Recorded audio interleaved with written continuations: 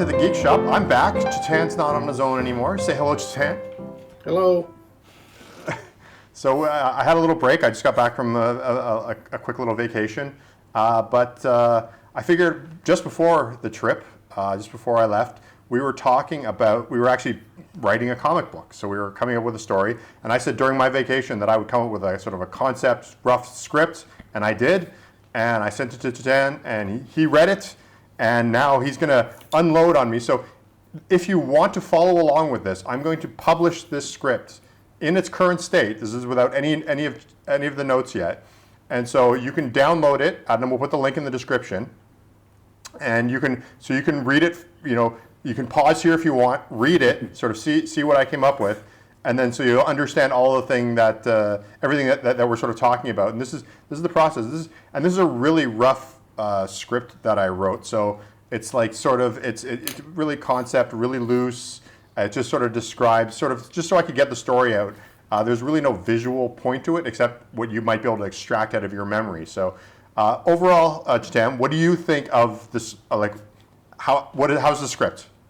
Well, before we start on that, to any of the viewers, watch our video called "Chris, Can You Help Me Out?" That's where the original video started off on. Yeah. So if you haven't seen that, go back, watch that, then come back and watch this. So to simplify it, I was stuck on a story idea. I couldn't come up with any ideas and stuff, so I asked Chris here to help me out, and this is the process of the video. So Chris sent me the script this morning, actually. His time is nighttime, so he sent it to me. I read it. Overall, I liked it. It's concept goes along with what we talked about. My main concern is we should have each character on a street level talk, not in a studio. Okay. So sort of being like interviewed by us. Yeah, that's it. Interviewed, like, what do you call it? On the streets type of approach. What do you call it? Investigative reporting type of a thing. Okay. I get that. That's an easy fix. That's like, that doesn't really, that's just basically the beginning and end slight adjustments to where it's sort of like, enters the studio. Instead, it's the characters walk up to the microphone. That's it. Or the interviewer comes up to him and says, "Hey, I have three questions for you," and that way It's more spontaneous, where in the studio thing, it's like, it's like doing the Band-Aid video for, do they know it's Christmas type thing where everyone's all set up and ready to sing or talk, where this is just all random and you get the random answers. Yeah, definitely. I can adjust to that. That'll be easy. And I think that'll be kind of funny because since they all sort of talk about the same story, it's funny that they were approached quickly on the street and they all sort of came up with the same moments in time. Yeah. Okay, so for the viewers who are going to read this later, give them a quick synopsis of your plot. So, I mean, the basic premise of the story is that it's an interview. So we're taking the TikTok Tom characters, and we're having them be interviewed by us, notionally, and then they're going to be asked. And if you've watched our previous videos, which you can do as well, you'll know that at various conventions, we have a thing where we ask creators 3 of the same questions. So we thought if we were to do the same thing in the TikTok Tom universe, what would be the 3 questions that we would want to ask the TikTok Tom characters? And the 3 questions are, what's been your most amazing adventure? Who's your best friend? And who would win in a fight, Walrus Boy or Blue Orchid? So, as we've said with the adjustment, it's going to be like a man on the street thing. So we as reporters, as comic book reporters, are going to go up to these characters and ask them the 3 questions. And to sort of summarize how I thought of it is, I thought that the what's been your most amazing adventure, it's the same adventure, but it's taken from each of their different perspectives. And that's what I liked about the story. Yeah, I thought that was sort of the fun part about it, because originally I wasn't really going to do that. The only one that doesn't really participate in that is Madame 666, but I thought that was kind of a nice thing because she's just like evil. So she can sort of like stick out of the adventure, but everybody else, they're sort of twisted up in the same adventure as and you just sort of see it from their different perspectives. And I thought that was a good way to sort of represent that.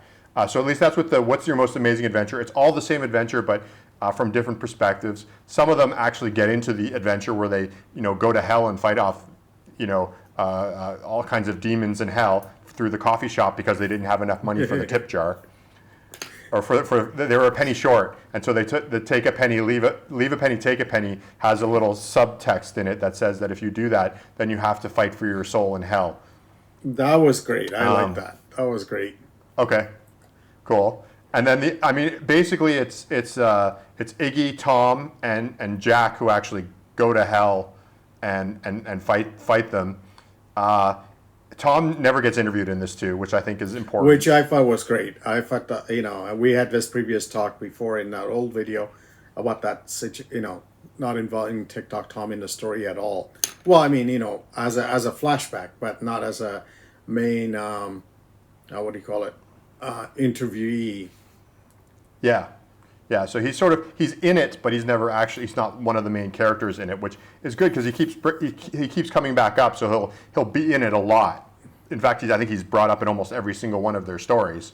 So, but he's not. It's sort of, to me, part of the reason I thought that really worked was it shows how much TikTok Tom is the pivot point for all of the characters. So he's sort of the anchor for all of them. So I sort of made sure that he's the important anchor for each one of the stories, but he's not the main character in any of the stories.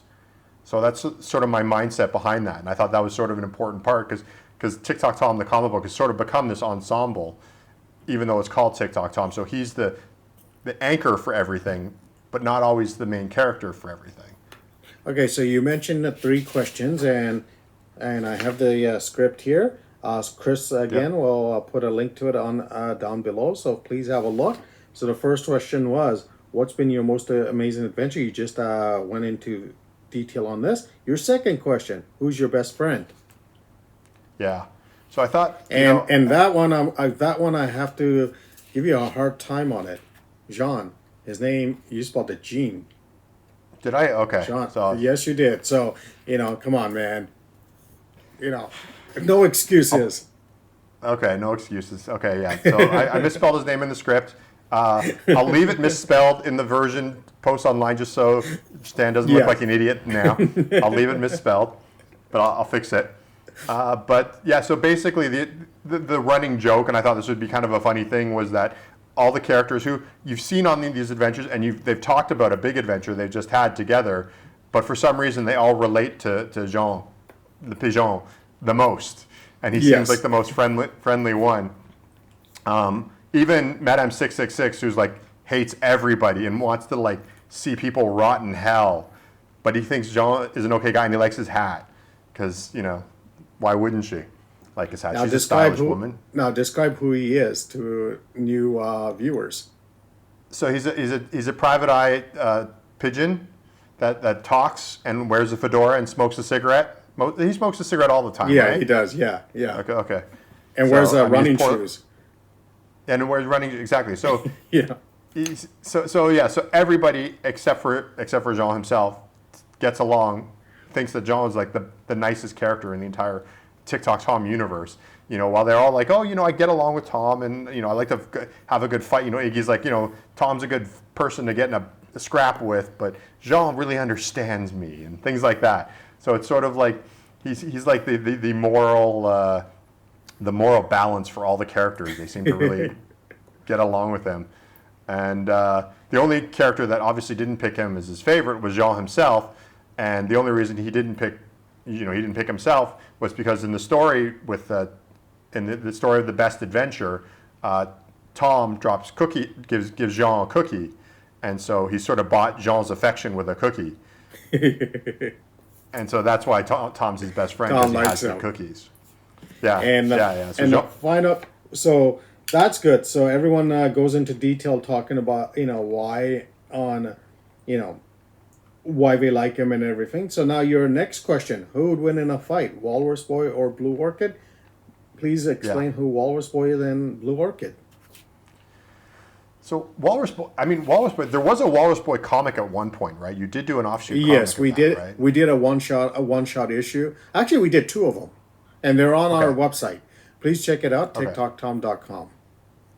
So yeah, I definitely remember at least reading one shot. But basically, Walrus Boy is like the comic book that's in the background of TikTok Tom all the time, and even like mentioned. That's it. It's sort of like because a good chunk of TikTok Tom takes place in a comic book shop, in the Geek shop, which this is named after. So Walrus Boy is basically he's the character.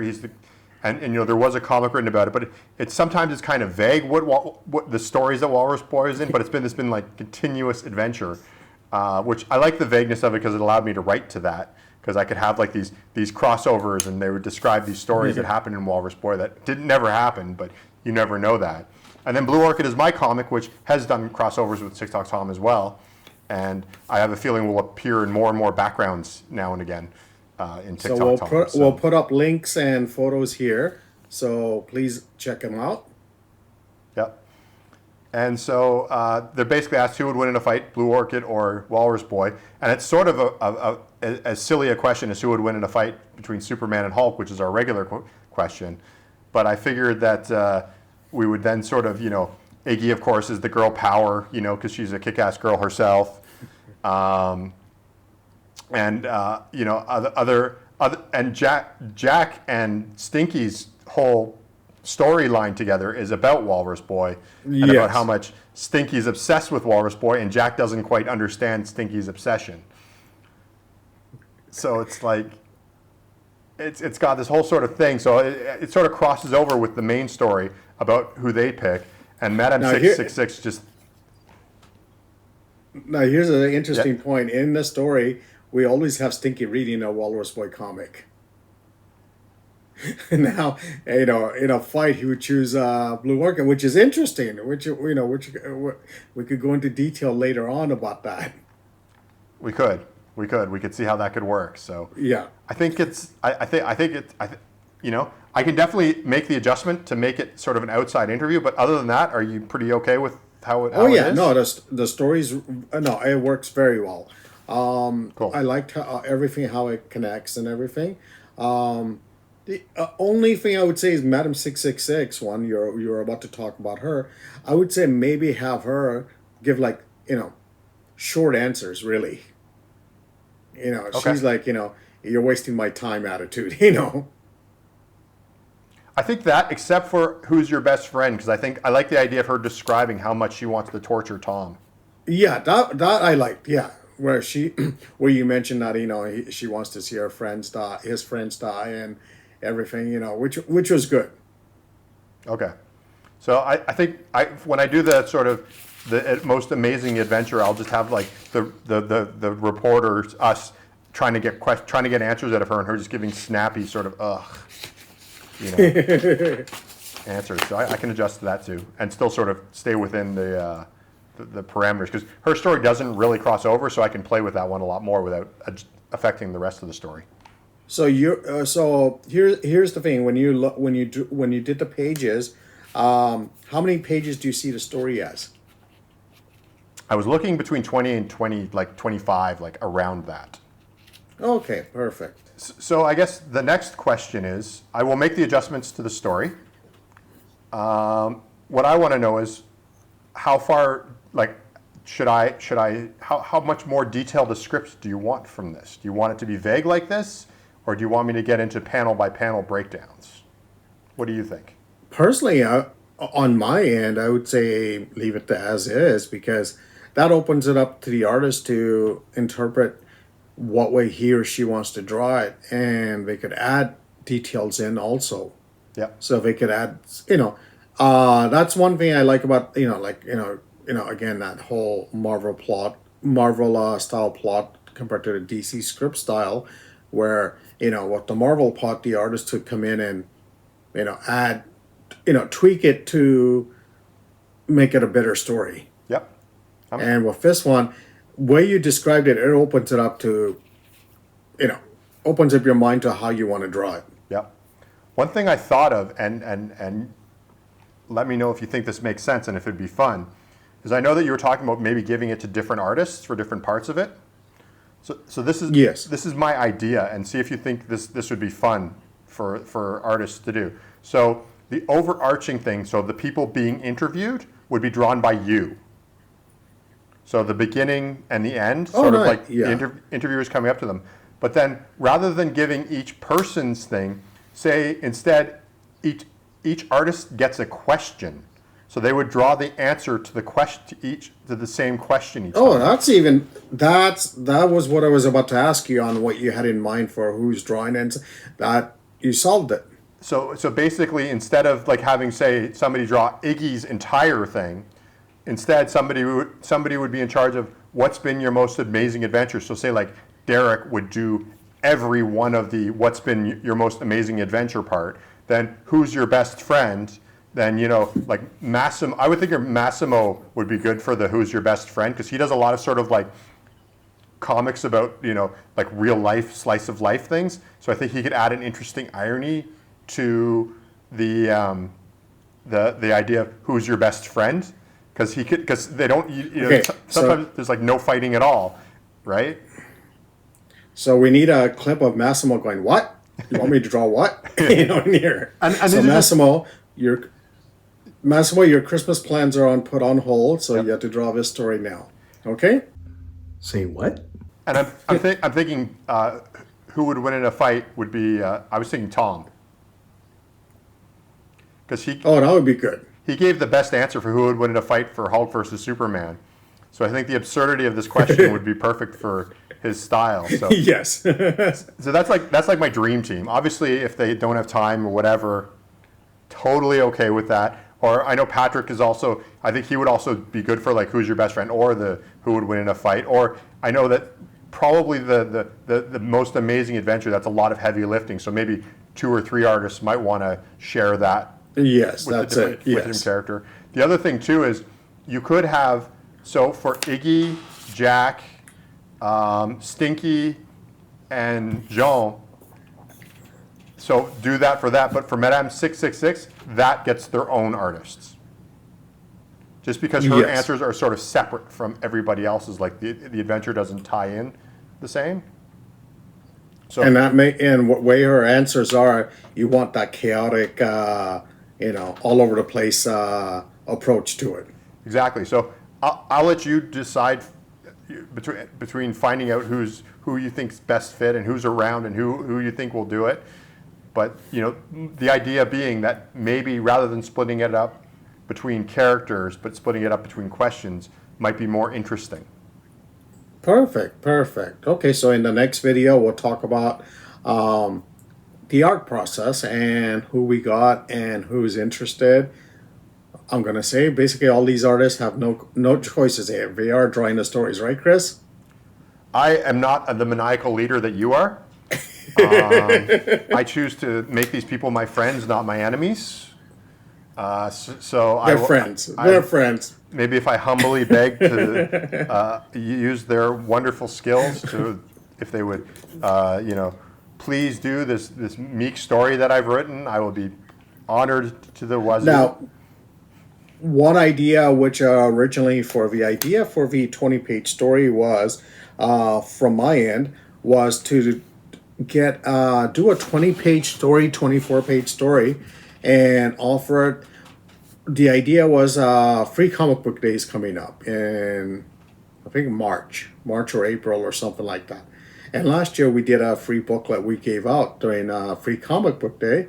So this would be kind of perfect to do that. Also, it introduces our characters to the people, new readers especially, and also it kind of introduces our new villain that's coming out, Madam 666, for our next storyline that's coming out next year.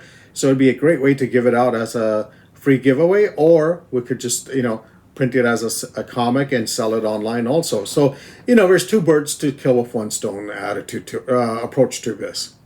How about we say this? If you're a loyal follower of this podcast, we'll give you a free digital download. Yes. Oh, yes. If you can prove that you're a loyal follower of this podcast, all you have to do, you'll get yourself a free digital download of it. Send us a message. We'll send it. we appreciate our fans, and since you're basically going to know the story anyway because you're going to be watching this entire process, but we'll make sure that you get set up with a digital download. But you should go and visit Chetan, when he's at Free Comic Book Day, because I'm sure he'll be somewhere giving out these books, even if it's at a street corner somewhere. Yes. And now, one thing we will need to do is for this podcast, what we're doing is Chris and I are starting from. We're not talking about this story away from this podcast because we want to go through step by step on how we start talking about the story idea to what Chris just did, writing a plot. To next stage would be thumbnails. We should mention to every artist who's drawing it, make sure your thumbnail sketches, everything we want to see. Yep. That way we could show people here. Yep. And then maybe what we could do is maybe get one of those artists to come on here and, talk about how they're approaching their part of the question or story or art and go through their process. So it'll be a detailed start from the start to the very end. You'll see everything. Yep. That's the plan. So we thought we've often talked the talk about. We talk about how we do our work and everything like that, but we thought we're going to actually put it into play and actually show you show us doing it, and it's funny actually. One of the things that I don't know if I mentioned this, but when I finished this story while I was on vacation, and it was about a week ago. It was just over a week ago. I actually finished this plot, and I messaged Tan and I said, okay, you've got a choice. I can either send this to you right now. But you have to promise not to text me back any notes at all. You have to completely keep your mouth shut until we record, or I can wait till like the day before, or the morning before we do it, and then I'll send it to you so you can just get it real quick then. And it's like, which one was it? And he wisely chose to wait. So, that's why he only got because it. I know me because if it's a week, you give me that story, I'll be thinking about it, and I would be like, Chris, what about this? Chris, what about that? So I'm glad you gave me that option. I think that'll be the rule of the day. So even if you start getting thumbnails back from artists, you'll have to the rule for this for us will be if whenever we get content, like whether you get it from other artists or whether we make adjustments, it's right before the episode gets sent to the other person. So that way there's no discussion at all. Yes, that's it. I like Perfect. That's good. And reason Chris and I are doing this is because both of us are comic creators, writers, writing and drawing wise. I love seeing videos of start process to the very end. And I hate to say it, for me, one of the things I don't like about some of the creative processes I watch on YouTube is they'll show you an inking process, but they won't show you how they penciled. Yeah. Or sometimes they'll show you pencils, but they don't show you how they came up with the thumbnails, rough drawings, to every step of the drawing process. Yeah. And you know what? And I know a 12-year-old me or a 15-year-old me would have been glued to the computer screen if I had that at that time. Where someone's showing me exactly how they're doing it, and it's not giving away trade secrets or anything like that. We have no secrets, exactly. And our art's not yeah. And we just we want to show people, step by step on how we do our book. It might not be the right way, but at least maybe someone might look and say, hey, this is how these guys do it. Maybe I could take some of their ideas and improve on it, or, use bits and pieces from here or there. Yeah.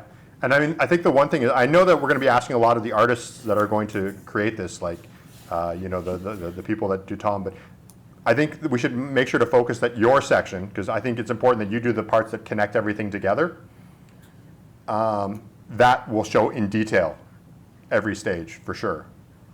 Yes. Like your parts of it, I think we should make sure that again, it is asking a lot to ask somebody like Tom Yo or Derek to record every moment that you're making the book. It's a silly thing to actually suggest you do.